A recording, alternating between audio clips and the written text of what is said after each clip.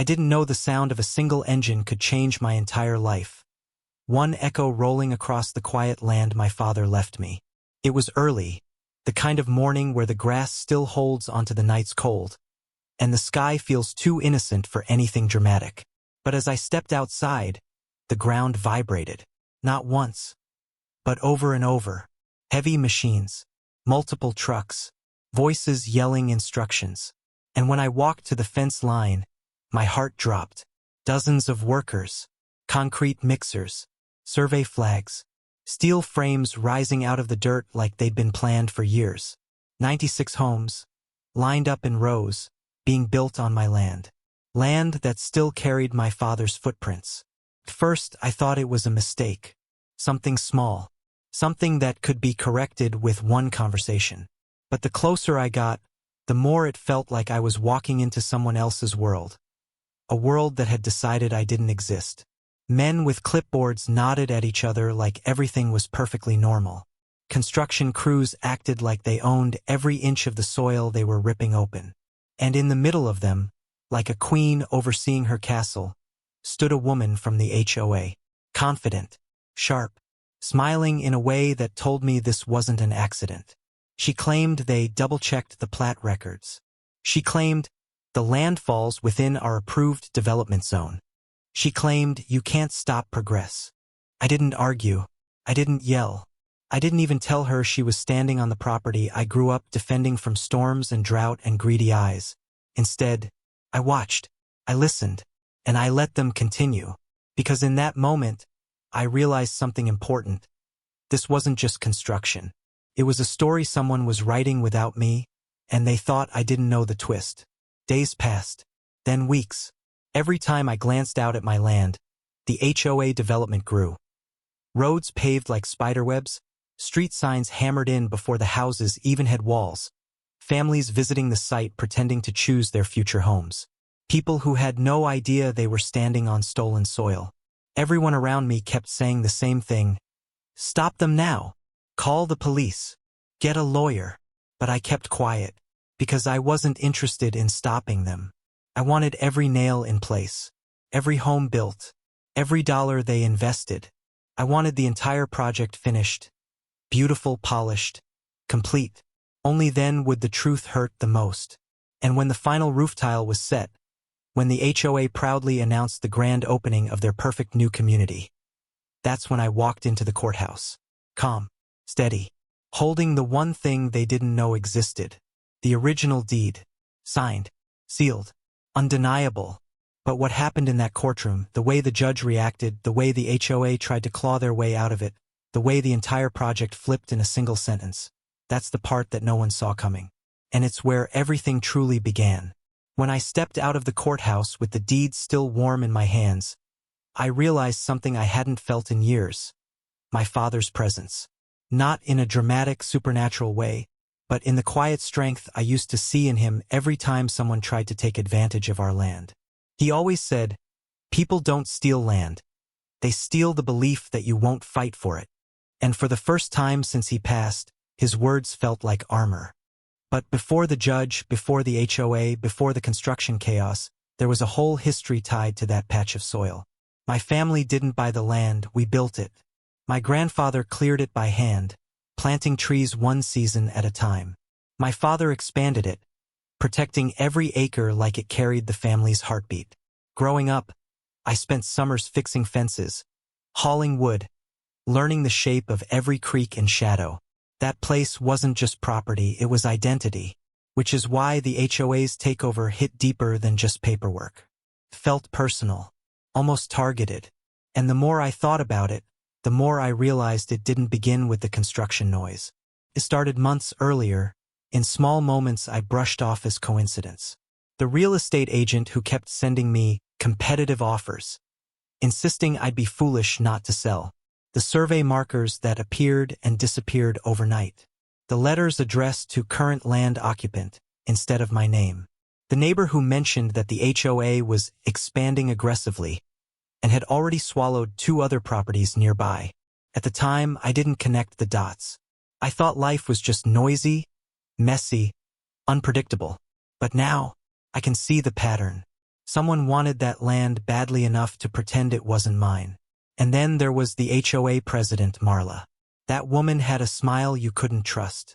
The first time she visited my property, she acted like she was doing me a favor. She talked about community growth and increasing property value. She walked the land like it already belonged to her association, taking notes, snapping photos, ignoring my silence like I was background noise. Back then, I shrugged it off. I thought maybe she misunderstood the boundary lines or got confused about the zoning maps. But when construction began, with dozens of workers confident they were in the right place, I knew it wasn't confusion at all. It was strategy. The deeper conflict wasn't just about land being taken. It was about someone thinking I didn't matter, that my family's history didn't matter, that paperwork and power could bury truth if they built fast enough. What they didn't know was that my father had prepared for this long before they ever dreamed of touching our property.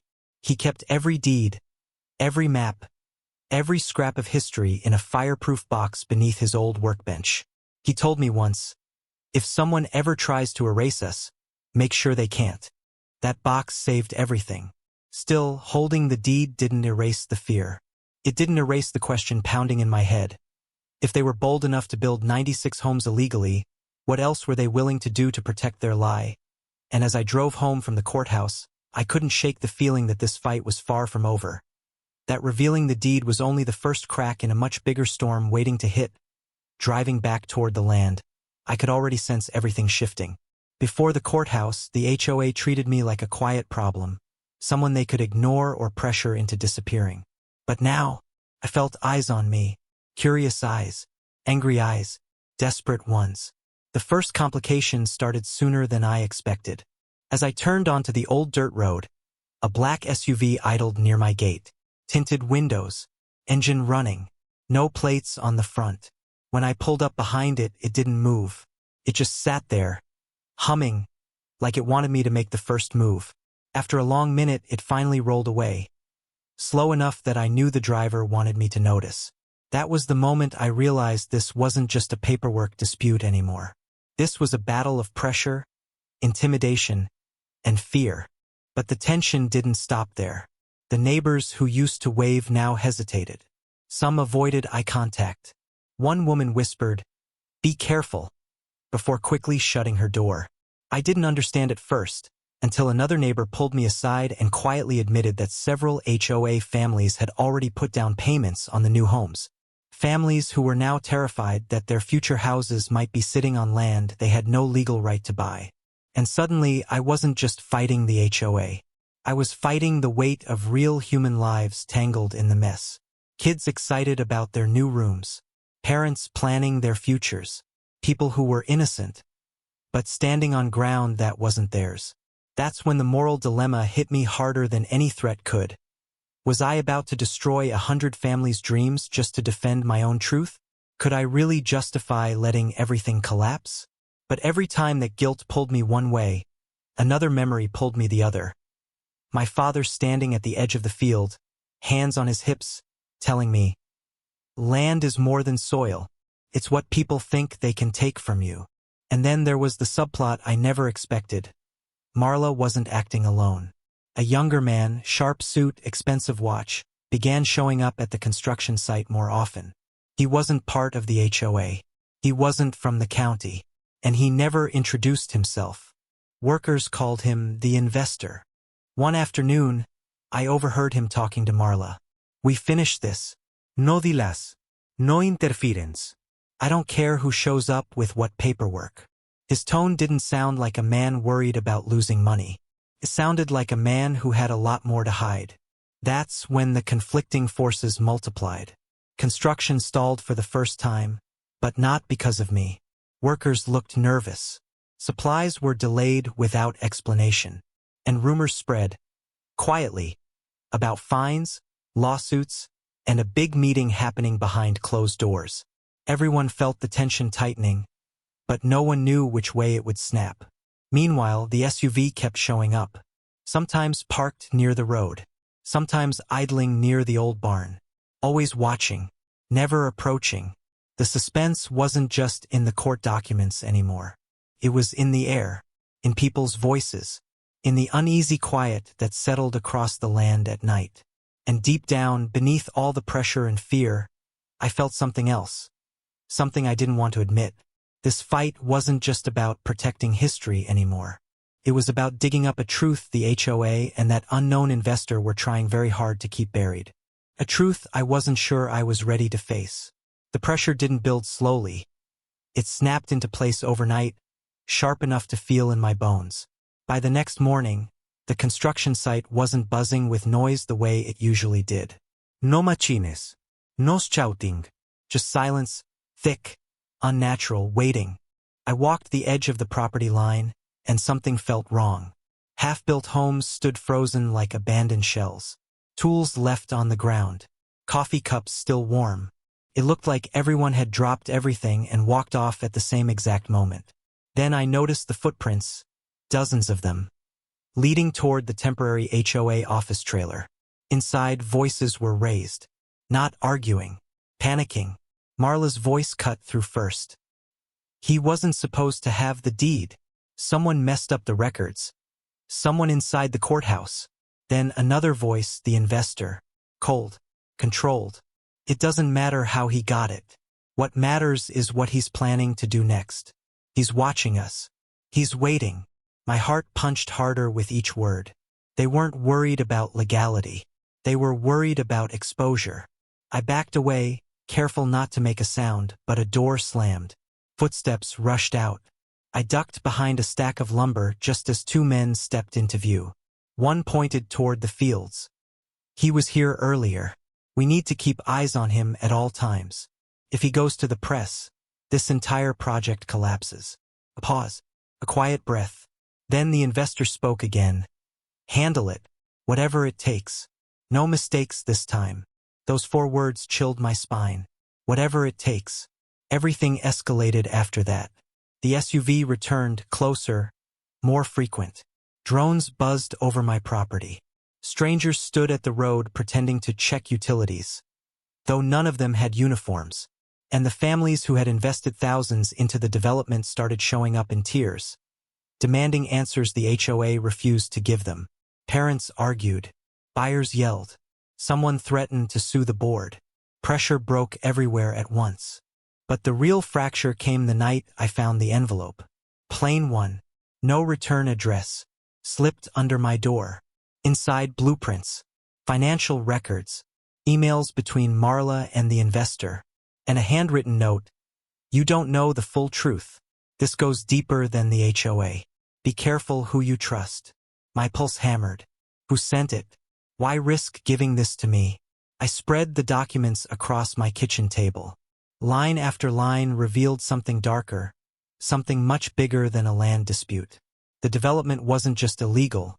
They were hiding massive financial manipulation, secret zoning deals, and payments that didn't belong on any legal books. Every page brought me closer to the truth, and closer to danger. Something else gnawed at me too. My father's old warning echoing in the back of my mind. If people ever act like they own what's yours, it means someone powerful promised it to them. I didn't want to believe it, but the deeper I read, the clearer it became. This wasn't a mistake. This wasn't an accident. This was a plan, carefully crafted, dangerously funded, and desperate to stay hidden. And as the wind howled against the windows that night, I heard something outside. A car door, gravel shifting, footsteps approaching my house. Whoever was out there, they weren't knocking. They were waiting, and I finally understood. The climax wasn't coming. It was already walking toward me. The footsteps outside didn't retreat, they circled. Slow, deliberate, testing the ground around my house like someone mapping out the weakest point. For a moment, I stood frozen in the dark kitchen, half hidden behind the curtains, listening to every crunch of gravel. My heartbeat felt too loud, like it might give me away. Then my phone buzzed. A single message from an unknown number. Don't stay inside. They're not there to scare you this time. A chill rushed up my spine. I grabbed the deed and the envelope of documents, slipped out the back door, and moved through the tree line toward the old barn. Every few steps, I glanced back. Shadows moved near the porch. At least 2 figures. Maybe more. The house lights flickered. Someone had cut the power. But the real twist came when I pushed open the barn door and found someone already waiting inside. Not Marla. Not the investor. Not some hired enforcer. It was my childhood friend, Evan. The quiet neighbor who'd moved away years ago, before the HOA ever existed. He looked different now. Older. Rougher. As carrying a weight I didn't understand. "You weren't supposed to see those documents yet," he said, almost like an apology. My confusion must have shown, because he sighed and pulled out his own stack of papers. Records, signatures, meeting transcripts. But these weren't about the HOA. These were about him. "I used to work for the investor," he admitted. "He hired me to scout properties, yours included." The betrayal hit hard. The air in the barn tightened around us. "You knew this was my land," I said quietly. "I didn't know they were going to take it," he shot back. "That's why I quit. That's why I came back. But you're in deeper than you realize." He pointed to one page in the files. Something I hadn't seen yet. Contract. Signed years ago. And at the bottom, in shaky ink, my father's signature. Except it wasn't real. Evan confirmed it. "It's forged. They used it to validate early zoning approvals. Without it, none of this construction would have been legal. The investor needed your father's name to push everything through before you inherited the place." My stomach dropped. This wasn't just theft. It was identity theft, fraud, and manipulation of a dead man's legacy. But the twist wasn't over. Because while Evan tried to explain himself, headlights flashed through the barn boards. Doors slammed. Voices barked orders. They had found us. Evan grabbed my arm. "They don't care about the land anymore," he whispered urgently. "They care about the evidence you're holding. If the state sees it, everyone involved goes down, including people you'd never imagine." "What people?" I asked. He hesitated. Too long. Then finally, "The investor isn't really the one in charge." Before he could say more, the barn door rattled violently. Someone shouted my name. Not a threat this time, an order. "We know you're in there. Come out with the files." My pulse pounded. Evan grabbed the back exit and started pushing it open. "You have to run," he said. "You're not just fighting an HOA anymore." And as the shadows slipped under the door, I felt the truth closing in. The real enemy had just revealed itself. And whatever they wanted, they were willing to take it by force. Evan shoved the back door open, and cold night air rushed in. The shouts behind us grew louder, boots pounding against the barn floorboards as they forced their way inside. There was no time to think, only to move. We sprinted through the field, the tall grass swallowing our footsteps as flashlights swept wildly behind us. The documents were clutched to my chest, the deed tucked inside my jacket, every step reminding me that this wasn't just evidence. This was my father's name, my family's history, the truth they tried to erase. We reached the old truck parked under the oak tree. Evan threw open the passenger door. "Get in. Now." I didn't ask where we were going. I didn't care. All I knew was that the people behind us weren't bluffing anymore. As we tore down the dirt road, headlights appeared in the rearview mirror. One car, then another. They were closing in. Evan swerved off-road and headed straight toward the construction site, toward the half-built homes that started this entire nightmare. He skidded to a stop in front of the HOA's temporary office trailer. "Why here?" I demanded. "Because this is where everything started," he said. "And it's where it ends." He jumped out and dragged me toward the trailer. Inside, a single security light flickered overhead. Evan pulled out his phone and connected it to the projector mounted on the wall, the one the HOA used for meetings. "All those files you found," he said breathlessly. "They're not just evidence. They're proof of federal-level crimes. Money laundering. Fraud. Zoning corruption. The investor answers to someone bigger." He tapped a button, and the screen lit up with a face I didn't expect. Marla, confident, composed, and speaking directly into the camera. "By the time you see this, the development should be complete," she said.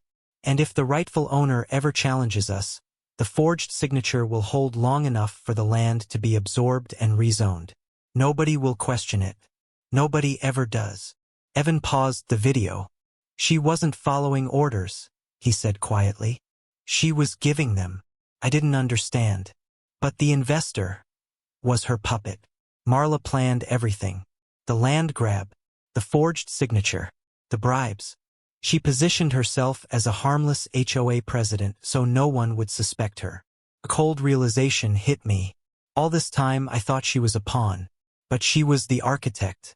Before I could speak, the door burst open. Marla herself stood there, flanked by two men. Her smile was gone, replaced by a look of pure calculation. "You should have stayed quiet," she said. I stepped in front of Evan, gripping the deed. "I have everything I need to expose you." Her eyes flicked to the screen behind me, the paused recording of her confession. She froze, just for a moment, but it was enough. Sirens wailed in the distance. Blue and red lights cut across the construction site. Evan exhaled shakily. "I sent everything to the state attorney before we left the barn," he said. "They're already on their way." Marla's expression cracked, anger spilling into panic. The men beside her tried to run, but officers surrounded the area before they could escape. Within seconds, she was handcuffed, shouting about misunderstandings, zoning rights, anything she could grasp. But it was over, truly over. The land was returned to me officially within weeks. The development was dismantled piece by piece. The families who almost bought into the HOA scam thanked me, some with tears, when they learned how close they came to losing everything. And just when I thought every twist had played out, one last revelation surfaced. Inside my father's old fireproof box, hidden beneath the deed, I found a letter addressed to me. He wrote it years before he passed. Asterisk, if this land is ever threatened, remember, strength isn't in fighting first. It's in knowing when to let the enemy think they've won. Asterisk, I didn't understand it then. But now, it was the final piece. The final twist. The thing that carried me through everything. My father didn't just leave me land. He left me the wisdom to protect it. The neighborhood felt strangely quiet the morning after everything unfolded. So quiet that even the birds seemed hesitant to break the silence. The flashing lights were gone. The officers had left, and Karen's frantic shouting no longer echoed across the cul-de-sac. For the first time in weeks, my home actually felt like mine again. But the reality of what had happened didn't fully settle in until I stepped onto my porch and saw the sealed HOA notice with Karen's name scratched out and replaced with "Unauthorized occupant removed. Investigation closed." It was over. At least, the worst part was, Officer Daniels met me by the gate later that afternoon. His usual calm expression carried a weight I hadn't seen before. "She knew what she was doing," he said quietly, "and she almost got away with it. But you handled yourself better than most people would." I didn't know whether to feel proud, relieved, or exhausted, so I just nodded. All the adrenaline from last night had drained, leaving behind the emptiness that follows any long, emotional storm. Inside the house, I found signs of Karen's presence.